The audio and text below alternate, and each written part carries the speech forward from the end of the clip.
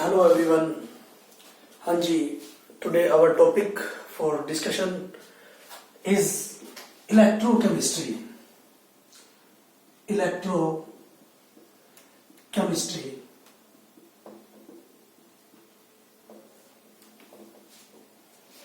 हाँ जी, हमारी unit number 2 रहेगी और जैसा कि नाम से ही क्लियर है, इलेक्ट्रोकेमिस्ट्री मींस इलेक्ट्रिक एनर्जी और केमिकल एनर्जी की रिलेशनशिप। ठीक है, मेनली तो हम इसमें क्या पढ़ेंगे, इलेक्ट्रिकल एनर्जी और केमिकल एनर्जी की रिलेशनशिप। ठीक है, किस तरह से वो रिलेट करती है। ठीक है, एक फॉर्म एनर्जी की, जैसे इलेक्ट्रिकल एनर्जी को मैं कैसे केमिकल एनर्जी में चेंज कर सकता हूं, या फिर केमिकल एनर्जी को कैसे इलेक्ट्रिकल एनर्जी में चेंज कर सकता हूं। ठीक है, वो सारी चीजें आज हम यहाँ पर डिस्कस करेंगे।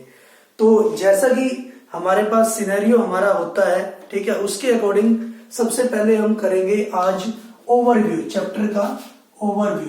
ठीक है, एक रैपिड स्टडी या ओवरव्यू हम बोल सकते हैं। ठीक है, जिससे हमें पता लग जाएगा कि इस चैप्टर में हम सबसे पहले करेंगे क्या क्या। ठीक है, इंट्रोडक्शन करेंगे हम।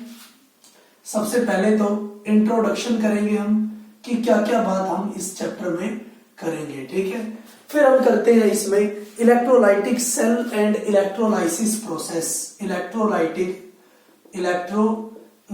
सेल एंड इलेक्ट्रोलाइसिस प्रोसेस बहुत ज्यादा इंपॉर्टेंट, इलेक्ट्रोलाइसिस प्रोसेस। ठीक है, यहां से पेपर में भी क्वेश्चन आ चुका है। मैं साथ ही साथ, जैसा कि पहले हम लिखते जा रहे थे, ठीक है, एग्जाम पॉइंट ऑफ व्यू से भी ये इंपॉर्टेंट रहेगा आपके लिए। क्लियर है।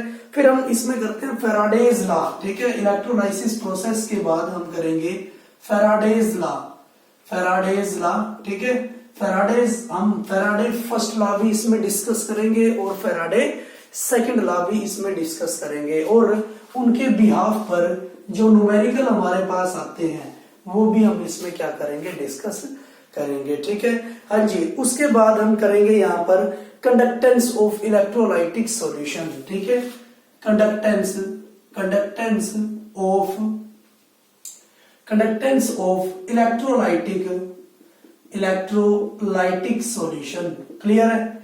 हाँ जी, कंडक्टेंस क्या होता है, मूवमेंट ऑफ आयंस। ठीक है, कि एक इलेक्ट्रोलाइटिक सॉल्यूशन में आयंस की मूवमेंट किस तरह से होती है। ठीक है, फिर हम इसमें करेंगे रेजिस्टेंस। ठीक है, रेजिस्टेंस क्या होता है, कंडक्टेंस क्या होता है। ठीक है, उनके बिहाफ पर हम करेंगे न्यूमेरिकल। क्लियर है, रेजिस्टेंस के बिहाफ पर, कंडक्टेंस के बिहाफ पर न्यूमेरिकल हम करेंगे, जो आपने प्रीवियस क्लासेस में भी कर चुके हैं। ठीक है, एक बार दोबारा हम इसको करेंगे। फिर हम करते हैं स्पेसिफिक कंडक्टिविटी। ठीक है, बहुत ज्यादा इंपॉर्टेंट स्पेसिफिक कंडक्टिविटी। हाँ जी, कंडक्टिविटी, मोलर कंडक्टिविटी और इक्विवेलेंट कंडक्टिविटी हम इसमें क्या करेंगे, डिस्कस करेंगे। ठीक है, हाँ जी। और ये 3 तरह की molar conductivity, equivalent conductivity, specific conductivity. ठीक है, इनकी वेरिएशन किस तरह से होती है। ठीक है, जब भी हम कोई भी क्या लेते हैं, इलेक्ट्रोलाइट लेते हैं। ठीक है, तो मैं बोल सकता हूं कि वेरिएशन नेक्स्ट हम करेंगे, बहुत ज्यादा इंपॉर्टेंट है, वेरिएशन ऑफ स्पेसिफिक कंडक्टिविटी। हाँ जी, molar conductivity and equivalent conductivity through या विद कंसंट्रेशन एंड डाइल्यूशन। ठीक है, dilution of electrolytic solution means कोई भी हमारे पास इलेक्ट्रोलाइटिक सॉल्यूशन होगा, तो अगर मैं उसकी कंसंट्रेशन बढ़ा दूं, ठीक है, तो क्या फर्क पड़ेगा तीनों पर। और अगर मैं उसको डाइल्यूट कर दूं या डाइल्यूशन बढ़ा दूं, तो क्या फर्क पड़ता है, स्पेसिफिक, मोलर और इक्विवेलेंट कंडक्टिविटी पर। ठीक है, ये सारी चीजें हम पढ़ेंगे। हाँ जी, इसको हम पढ़ेंगे स्ट्रॉन्ग इलेक्ट्रोलाइट के लिए भी, स्ट्रॉन्ग इलेक्ट्रोलाइट के लिए भी एंड वीक इलेक्ट्रोलाइट के लिए भी। क्लियर है? स्ट्रॉन्ग इलेक्ट्रोलाइट के लिए भी पढ़ेंगे इसको हम और वीक इलेक्ट्रोलाइट के लिए भी।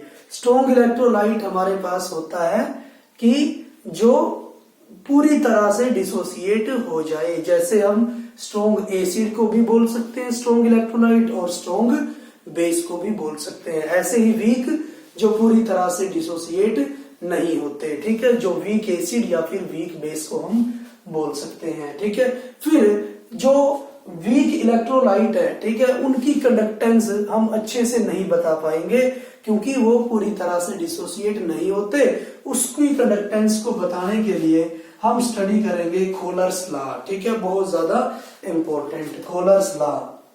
कोहलर्स, यहां से भी पेपर में क्वेश्चन आता है, कोहलर्स लॉ एंड इट्स एप्लीकेशन। ठीक है, कोहलर्स लॉ को पढ़ेंगे और इसकी एप्लीकेशंस, ठीक है, इसकी एप्लीकेशंस को हम पढ़ेंगे। यहां से भी पेपर में क्वेश्चन आता है। ठीक है, एग्जाम पॉइंट ऑफ व्यू से यहां से भी इंपॉर्टेंट यहां पर हमारे पास ये होगा। ठीक है, फिर हम पढ़ेंगे गैल्वेनिक सेल क्या होती हैं चैप्टर के अंदर। गैल्वेनिक सेल्स, गैल्वेनिक सेल क्या होंगी, गैल्वेनिक सेल क्या होंगी और इनको रिप्रेजेंट कैसे करते हैं। Galvanic cell and its representation, its representation. Clear है? इसको रिप्रेजेंट हम किस तरह से कर सकते हैं। ठीक है, फिर हम पढ़ते हैं इसमें इलेक्ट्रोड पोटेंशियल और ईएमएफ ऑफ ए सेल, बहुत ज्यादा important. Electrode potential, electrode potential और potential and EMF of a cell, EMF of a cell. देखिए, जो पहले मैं आपको बता देना चाहता हूं, गैल्वेनिक सेल है या इसकी रिप्रेजेंटेशन है, ये आपके कंपटीशन एग्जाम में भी जरूर आते हैं। ठीक है, जो हमारे पास इलेक्ट्रोड पोटेंशियल है, ईएमएफ है, ये भी हमारे कंपटीशन जो एग्जाम होते हैं उनके लिए बहुत ज्यादा इंपॉर्टेंट होती है। ठीक है, वो क्वेश्चन किस तरह से देते हैं वो भी हम आपको साथ ही साथ इसमें बताते चले जाएंगे। क्लियर है? तो इसका मतलब ये एकेडमिक व्यू से भी बहुत ज्यादा इंपॉर्टेंट है और कंपटीशन से भी बहुत ज्यादा ये इंपॉर्टेंट रहेगा। ठीक है, इसको मैं फॉर्मूला भी लिख देता हूं, कैसे याद रखेंगे। जो ईएमएफ होगा या ई नोट सेल होगा वो होगा ई नोट कैथोड। ठीक है, रिडक्शन पोटेंशियल जो कैथोड पे दे रखा होगा माइनस ई नोट एनोड, रिडक्शन पोटेंशियल जो एनोड में से दे रखा होगा। ठीक है, ट्रिक से भी हम इसको करेंगे और ट्रिक हमारी ये होगी, जो भी बड़ा होगा रिडक्शन पोटेंशियल उसमें से हम छोटे वाले को क्या कर देंगे, सब्सट्रैक्ट कर देंगे, घटा देंगे। क्लियर है? फिर हम पढ़ते हैं बहुत ज्यादा इंपॉर्टेंट नर्म्स्ट इक्वेशन, नर्म्स्ट इक्वेशन। ठीक है, नर्म्स्ट इक्वेशन भी बड़ी ज्यादा इंपॉर्टेंट है। ठीक है, जब भी हमारे पास जो स्टैंडर्ड कंडीशंस दे रखी होती हैं, ठीक है, 298 केल्विन और 1 मोलर कंसंट्रेशन किसी भी इलेक्ट्रोलाइट की दे रखी होती है, तो ईएमएफ मैं निकालता हूं इस मेथड से, कैथोड माइनस एनोड। और अगर स्टैंडर्ड कंडीशन से हटकर कोई और कंडीशन दे दी, चाहे टेम्परेचर को चेंज कर दिया, चाहे कंसंट्रेशन को चेंज कर दिया, तो हम लगाते हैं नर्म्स्ट इक्वेशन। ठीक है, ईएमएफ निकालने के लिए। इसके लिए भी हमारे पास ट्रिक होती है, ईएमएफ इक्वल टू, और वो होगी EMF equal to E naught cell minus 0.0591 by n, n number of electrons होंगे। ठीक है, लॉग ऑफ प्रोडक्ट की कंसंट्रेशन डिवाइड बाय रिएक्टेंट की कंसंट्रेशन। ठीक है, इस ट्रिक का हम यूज करेंगे। ठीक है, नर्म्स्ट इक्वेशन में। और मैं आपको बता भी दूं, पेपर में 100% इसका क्वेश्चन आता है। ठीक है, एग्जाम में 100% नर्म्स्ट इक्वेशन से क्वेश्चन निकल के हमारे पास आता है। ठीक है, फिर हम करते हैं concentration cell, concentration cell, concentration cell. Clear है? हाँ जी, इसमें भी हम क्या करते हैं, या तो 2 इलेक्ट्रोड्स को सेम ले लेते हैं या 2 सॉल्यूशंस की कंसंट्रेशन को सेम ले लेते हैं। ठीक है, उसके बाद हम करते हैं इक्विलिब्रियम कांस्टेंट। ये भी बड़ा इंपॉर्टेंट है, प्रीवियस क्लासेस में आपने पढ़ा भी है इसको, इक्विलिब्रियम कांस्टेंट। क्लियर है? केसी से हम इसको डिनोट करते हैं, ठीक है, जो नॉन इक्वेशन से हमें मिलता है। फिर हम करते हैं गिब्स एनर्जी, ये भी आपने पहले पढ़ा है, गिब्स एनर्जी, जिसको हम रिप्रेजेंट करते हैं डेल जी नोट से, या स्टैंडर्ड गिब्स एनर्जी, ठीक है, डेल जी नोट से। और डेल जी नोट हमारे पास क्या होता है, del G naught is equal to minus 2.303 RT log KC। Clear है, ये इसकी रिलेशनशिप भी होती है, इसको भी हम क्या करेंगे, डिस्कस करेंगे यहाँ पर। हाँ जी, फिर हम इसमें एक अलग पार्ट ले आएंगे, ये था हमारा एक पार्ट हो गया, ठीक है, इलेक्ट्रोकेमिस्ट्री का। फिर जो हमारा नेक्स्ट पार्ट होगा वो स्टार्ट होगा, और सेकंड पार्ट में हमारे पास क्या होंगी, बैटरीज होंगी। इस चैप्टर में जो सेकंड पार्ट है उसमें हम डिस्कस करेंगे बैटरीज को, ठीक है, बहुत ज्यादा इंपॉर्टेंट होंगी वो भी बैटरीज। बैटरीज को हम डिस्कस करेंगे, जो बैटरीज होंगी, ठीक है। सबसे पहले तो हम उसमें डिस्कस करेंगे प्राइमरी शेल को, ठीक है, प्राइमरी शेल को, प्राइमरी सेल और सेकेंडरी सेल, प्राइमरी सेल और सेकेंडरी सेल। क्लियर है, हाँ जी, आपको पता ही है प्राइमरी सेल जिसको मैं एक बार यूज करने के बाद दोबारा यूज नहीं कर सकता, और सेकेंडरी सेल होगी जिसको मैं फर्दर यूज कर सकता हूं, ठीक है, फर्दर रिचार्ज मैं उसको कर सकता हूं, उसको हम क्या बोलते हैं, सेकेंडरी सेल। क्लियर है, जैसे हमारे पास फोन की बैटरी होती है, हमारे पास इन्वर्टर होता है, इन्वर्टर की बैटरी होती है, हमारे पास ऑटोमोबाइल्स होते हैं उनकी बैटरी होती है, ठीक है, उनकी सारी मैकेनिज्म हम इसमें पढ़ेंगे, और वो काम कैसे करती है, वर्किंग हम इसमें पढ़ेंगे, ठीक है, और जो रिएक्शंस हमारी इसमें यूज होती है वो सारी की सारी ट्रिक्स के माध्यम से हम इसमें पढ़ने की कोशिश करेंगे, ठीक है। फिर हम करते हैं इसमें फ्यूल सेल, बहुत ज्यादा इंपॉर्टेंट। फिर हम करेंगे इसमें फ्यूल शेल, ठीक है, फ्यूल शेल जो हमारी कंबशन एनर्जी को क्या कर देती है, चेंज कर देती है, ठीक है, इलेक्ट्रिकल एनर्जी में। और फिर हम करेंगे इसमें कोरोजन, ठीक है, corrosion and it's mechanism, corrosion and it's mechanism, ठीक है, कोरोजन आपको पता ही है, mechanism slowly eating away of metal, ठीक है, जैसे जंग लगना, रस्टिंग ऑफ आयरन। क्लियर है, कोरोजन का मतलब क्या होगा, एक बेस्ट एग्जांपल हमारे पास होता है जैसे रस्टिंग ऑफ आयरन, ठीक है, उस रस्टिंग ऑफ आयरन का स्टेप बाय स्टेप हम डिस्कस करेंगे कि किस तरह से, ठीक है, स्टेप बाय स्टेप कैसे हमारे पास जंग लगता है, ठीक है, और फिर हम उसके बाद करेंगे कि कैसे हम कोरोजन से बच सकते हैं, ठीक है, method to avoid the corrosion, method to avoid the corrosion, ठीक है, कि कोरोजन से कैसे बचा जा सकता है, ठीक है, हाँ जी।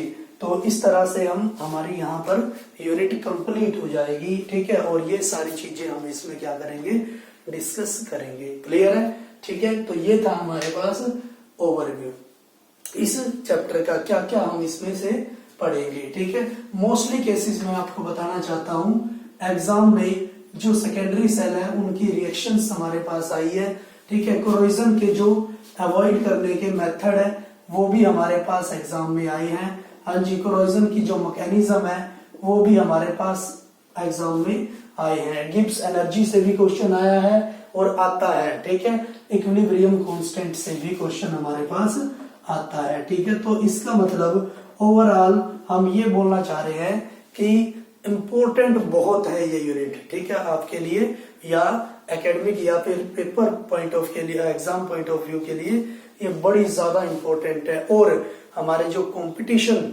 जो एग्जाम्स होते हैं उनके लिए भी ये बहुत ज्यादा इम्पोर्टेंट रहेगी हमारे पास यूनिट, ठीक है, और उनको भी ध्यान में रख के आपको हर ट्रिक्स करवाई जाएगी जिससे कि आप जल्दी से जल्दी क्वेश्चंस को सॉल्व कर सके, ठीक है, हाँ जी। तो अब हम करते हैं इसकी इंट्रोडक्शन, इलेक्ट्रोकेमिस्ट्री की इंट्रोडक्शन, ठीक है।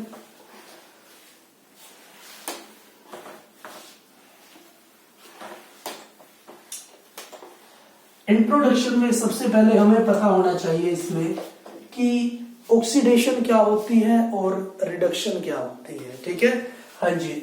ऑक्सीडेशन क्या होती है, ऑक्सीडेशन, और रिडक्शन क्या होती है, रिडक्शन क्या होती है, ठीक है। हाँ जी, ऑक्सीडेशन हमारे पास होता है लूज ऑफ इलेक्ट्रॉन। सबसे पहले तो आपने डेफिनेशन ये पढ़ी है, लूज ऑफ इलेक्ट्रॉन्स, ठीक है। रिडक्शन आपके पास होता है gain of electrons, gain of electrons, clear है, ठीक है। हाँ जी, आपने रिडक्शन ऑक्सीडेशन पढ़ा है एडिशन ऑफ ऑक्सीजन एटम और अदर इलेक्ट्रोनेगेटिव एटम। ये भी आपको याद रखना, कोई भी इलेक्ट्रोनेगेटिव एटम हो सकता है, जैसे फ्लोरीन भी हो सकता है, नाइट्रोजन भी हो सकता है, ठीक है, तो वो भी ऑक्सीडेशन करवाएगा। Addition of oxygen atom and और अदर इलेक्ट्रोनेगेटिव एटम, क्लियर है। हाँ जी, इसमें आपने पढ़ा है addition of hydrogen atom and other electropositive atom मैं बोल सकता हूं, ठीक है। हाँ जी, लिथियम, पोटाशियम, ये भी अगर ऐड होते हैं तो भी मैं उसको क्या बोल सकता हूं, रिडक्शन बोल सकता हूं, ठीक है। फिर आपने थर्ड पढ़ा है इसमें ऑक्सीडेशन में कि रिमूवल ऑफ हाइड्रोजन एटम,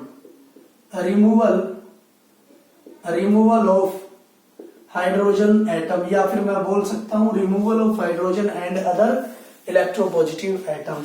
इसमें मैं बोल सकता हूं रिमूवल ऑफ ऑक्सीजन एटम, और ऑक्सीजन और हाइड्रोजन ये क्यों बोलते हैं हम, क्योंकि मोस्टली केसेस में हमारे पास यही सामने आता है, ठीक है। हाँ जी, नेक्स्ट हम करते हैं ऑक्सीडेशन होगा increase in oxidation number, clear है। एक आपको ये भी याद रखना है, इंक्रीज इन ऑक्सीडेशन नंबर, किसी भी मेटल का ऑक्सीडेशन या नॉन मेटल का ऑक्सीडेशन नंबर अगर इंक्रीज होता है तो उसको हम क्या बोलते हैं, ऑक्सीडेशन, ठीक है। रिडक्शन होगा हमारे पास decrease in oxidation number, clear है। तो सबसे पहले तो आपको ये याद रखना, हालांकि एग्जाम्पल के थ्रू भी हम इसको समझाएंगे, ठीक है। हाँ जी, तो ऑक्सीडेशन और रिडक्शन हमने यहां पर देखा है। अब हम करते हैं रिडॉक्स रिएक्शन।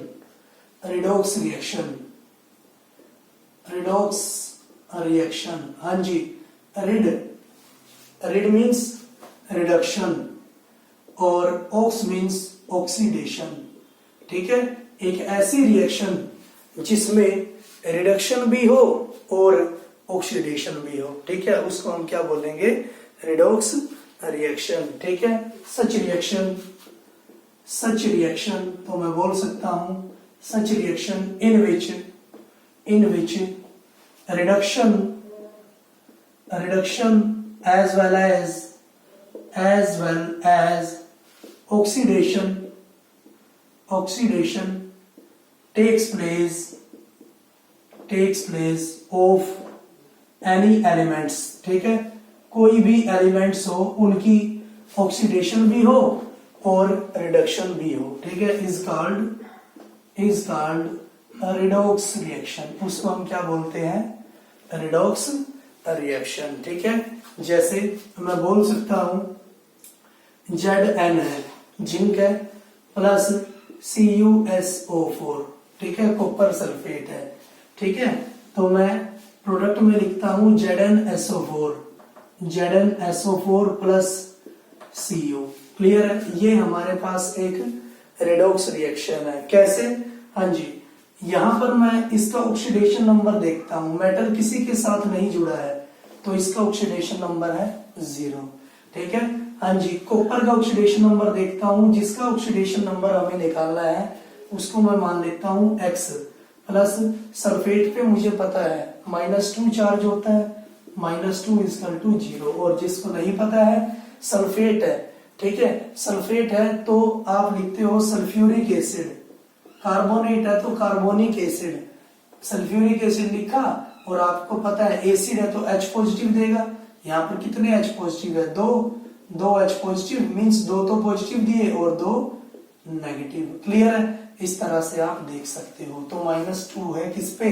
सल्फेट पे। क्लियर है? जैसे कार्बोनेट पे आपको नहीं पता तो आपको पता होना चाहिए कार्बोनिक एसिड H2CO3, ये भी एसिड है तो 2 H देगा, 2 तो पॉजिटिव के हो गए और 2 नेगेटिव के, तो कार्बोनेट पे भी क्या होगा? -2 चार्ज। क्लियर है? तो X इक्वल टू आया मेरे पास 2, इसका ऑक्सीडेशन नंबर हमारे पास हुआ +2। क्लियर है? हाँ जी। नेक्स्ट फिर वहां पर हम देखते हैं प्रोडक्ट में जिंक है, इसको X मानूंगा, सल्फेट पे -2 charge equal to 0, X equal to +2 आ गया। कॉपर किसी के साथ अटैच नहीं है तो 0 चार्ज आ गया। तो मैंने यहां पर देखा जो जिंक है वो 0 से +2 में जा रहा है, ठीक है, तो इसका मतलब ऑक्सीडेशन नंबर बढ़ रहा है, और ऑक्सीडेशन नंबर बढ़ता है तो उसकी क्या होती है? ऑक्सीडेशन। क्लियर है? ऑक्सीडेशन हो रही है जिंक की। हाँ जी। कॉपर है +2 से 0 में चला गया, कॉपर +2 से 0 में चला गया मींस रिड्यूस हो गया, ठीक है, घट गया है, तो ये हुई रिडक्शन, ये हुई हमारे पास रिडक्शन। क्लियर है? तो इसको हम क्या बोलते हैं? रिडॉक्स रिएक्शन, जिसमें वो रिएक्शन जिसमें रिडक्शन भी हो और ऑक्सीडेशन भी हो, उसको हम क्या बोलते हैं? Redox reaction. क्लियर है? ठीक है। हाँ जी। नेक्स्ट हमारे पास होगा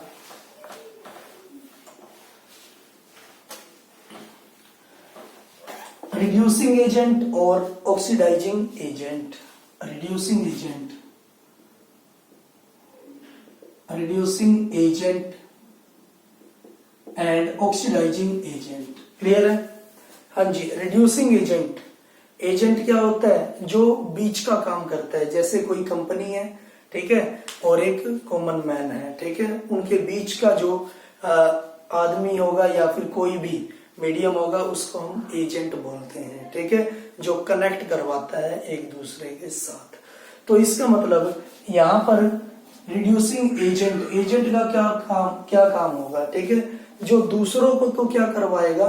रिड्यूस करवाएगा और खुद ऑक्सीडाइज हो जाएगा, उसको रिड्यूसिंग एजेंट हम बोलेंगे, ठीक है। हाँ जी। द एटम और एलिमेंट कुछ भी हो सकता है, या स्पीसीज, द एटम, एलिमेंट या फिर स्पीसीज विच रिड्यूसेस अदर्स, जो दूसरों को तो reduces others, and oxidise itself, ठीक है, जो खुद तो क्या हो जाएगा? ऑक्सीडाइज, और दूसरों को क्या करवा देगा? रिड्यूस, तो उसको हम क्या बोलते हैं? रिड्यूसिंग एजेंट, ठीक है। ऐसे ही oxidising agent, oxidising agent, the atom या सब्सटेंस, द एटम या एलिमेंट या सब्सटेंस, हाँ जी, विच ऑक्सीडाइज अदर्स या oxidise the other substance, oxidise the other substance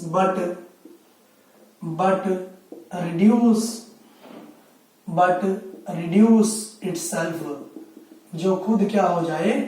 reduce हो जाए, उसको हम क्या बोलते हैं?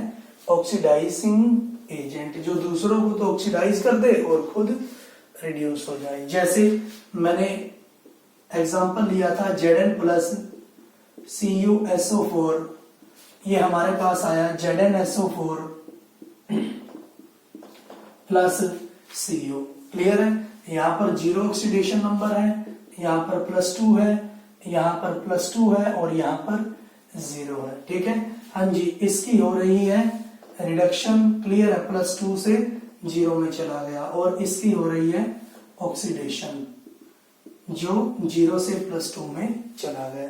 तो मैं बोल सकता हूं यहां पर जो जिंक है, जिंक क्या हुआ? खुद तो ऑक्सीडाइज हो गया है, खुद तो ऑक्सीडाइज हो गया है, ठीक है, लेकिन दूसरों को, मींस दूसरा कौन है? कॉपर, दूसरों को क्या कर दिया? रिड्यूस कर दिया है, ठीक है। तो जो दूसरों को रिड्यूस करते हैं और खुद ऑक्सीडाइज हो जाते हैं, वो क्या होंगे, रिड्यूसिंग एजेंट। ठीक है, तो जिंक यहां पर क्या बना, रिड्यूसिंग एजेंट। क्लियर है। और कॉपर यहां पर क्या बना, हाँ जी, कॉपर खुद क्या हो गया, रिड्यूस हो गया, दूसरों को क्या कर दिया, ऑक्सीडाइज कर दिया। ठीक है, तो कॉपर यहां पर क्या बना, ऑक्सीडाइजिंग एजेंट, ऑक्सीडाइजिंग एजेंट यहां पर बन चुका है। क्लियर है। ठीक है, तो इस तरह से हम इसको करेंगे। नेक्स्ट हम करते हैं, इसमें हम पढ़ेंगे रिडक्शन हाफ रिएक्शन और ऑक्सीडेशन हाफ रिएक्शन भी। ठीक है, रिडक्शन हाफ रिएक्शन भी और ऑक्सीडेशन हाफ रिएक्शन भी। ठीक है, हाँ जी। इसको हम क्या करते हैं, आयंस की फॉर्म में तोड़ते हैं पहले तो। ठीक है, इसको हम आयंस की फॉर्म में तोड़ लेते हैं। जैसे ये मेरे पास एक रिएक्शन है, क्योंकि हमने पढ़ा है ये इलेक्ट्रॉन्स की फॉर्म में हम इसको तोड़ लेते हैं। जैसे मैंने बोला जिंक है, ठीक है, Zn है, जिंक कहां जा रहा है, जिंक 0 से जा रहा है +2 में, Zn पॉजिटिव 2 में, है ना, Zn पॉजिटिव 2 आयंस की फॉर्म में लिख दिया मैंने। तो मैंने देखा हम क्या करेंगे, यहां पर इसकी ऑक्सीडेशन स्टेट 0 है, यहां पर इसकी ऑक्सीडेशन स्टेट क्या है, ऑक्सीडेशन नंबर +2 है, ये चार्ज +2 है। तो हम क्या करते हैं, बैलेंस करने की कोशिश करेंगे चार्जेस को भी। तो यहाँ पर +2 है, यहाँ पर 0 है, तो मैं 2 इलेक्ट्रॉन क्या कर दूंगा, ऐड कर दूंगा, +2 और -2, 0 बन गया चार्ज, यहाँ पर भी 0। तो ये क्या बन गई, बैलेंस। या फिर मैं डायरेक्ट आपको बताना चाह रहा हूं कि जितना इनके ऑक्सीडेशन नंबर का डिफरेंस होगा, ठीक है, उतने ही इलेक्ट्रॉन आपको ऐड करने हैं। ठीक है, हाँ जी। तो ये बना मेरे पास oxidation half reaction, oxidation half reaction. Clear है। Oxidation half reaction means loss of electron, loss of oxidation हो रही है ना, लॉस ऑफ इलेक्ट्रॉन्स। ठीक है, लॉस कैसे हो रहा है, पहले तो ये 0 था, लेकिन अब 2 दिन से भूखा हो गया, मतलब 2 दिन का खाना इसने क्या कर दिया, छोड़ दिया, लॉस कर दिया। क्लियर है। या 2 दिन का खाना +2 हो गया ना, तो 2 दिन से भूखा मैं बोल सकता हूँ इसको। तो इसका मतलब लॉस ऑफ इलेक्ट्रॉन क्या होता है, ऑक्सीडेशन। नेक्स्ट उसने बोला कि कॉपर है, ठीक है, +2 से 0 में चला गया, कॉपर +2 से चला गया 0 में। क्लियर है। हाँ जी। डिफरेंस कितने का, यहाँ +2 है और यहाँ पर है 0, डिफरेंस कितने का है, 2 का है। तो मैं 2 इलेक्ट्रॉन इसमें ऐड कर दूंगा, मींस वो 2 दिन से भूखा था, 2 दिन का खाना गेन कर लिया और वो क्या हो गया, नॉर्मल। ठीक है, तो ये मेरे पास बना reduction half reaction, reduction half reaction, या मैं इसको बोल सकता हूं गेन ऑफ इलेक्ट्रॉन भी। ठीक है, गेन ऑफ इलेक्ट्रॉन भी।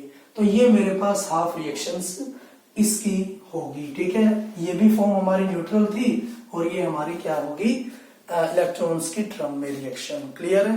हाँ जी। तो मैं ओवरऑल रिएक्शन भी लिख सकता हूँ।